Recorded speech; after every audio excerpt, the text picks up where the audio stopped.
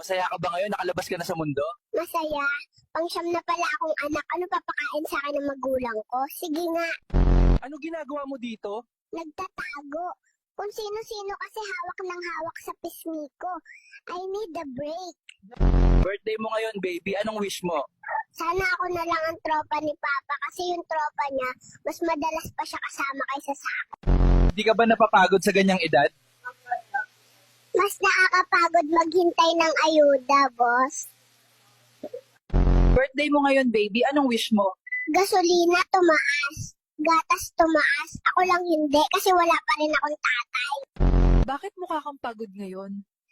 Kada 5 minutes, may gustong makipag-hello sa akin. Kamukha ng daddy, kamukha ng mommy. Ano ba talaga? Hindi ko pa alam kung sino ako eh. Pagod na mata ko sa flash. Parang artista lang, walang privacy. Ilang pictures na nakuha mo ngayong araw? Kahit kumain lang ako, may picture.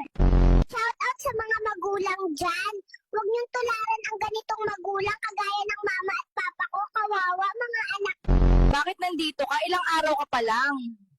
Kailangan ko na mag-ipon para sa school ng mga anak ko. Nasaan ang DSWD? Bakit? Anong problema? Laging nag-aaway magulang ko. Kuhanin niyo na lang ako. Ano ang masasabi mo ngayon? Nakalabas ka na. Libre nga magpa-ospital. Kung ano-ano naman ang pinapabili. Ikatlong pagkabuhay ko na. Pinoy pa din ako. Pambihirang buhay to. Akala ko ba gusto mong bumalik sa mama mo?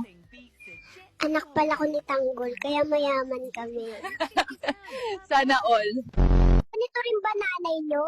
Inuuna pa ang chismis kaysa gawain bahay. Kung ganyan nanay nyo, isuli nyo na sa magulang niya. Welcome to the world. Ano masasabi mo, baby? Salamat sa Diyos kasi hindi chismosa ang nanay ko. Welcome to the world. Anong masasabi mo ngayong nandito ka na? Ibalik niyo ako, nabalitaan kong si Marcos ang presidente.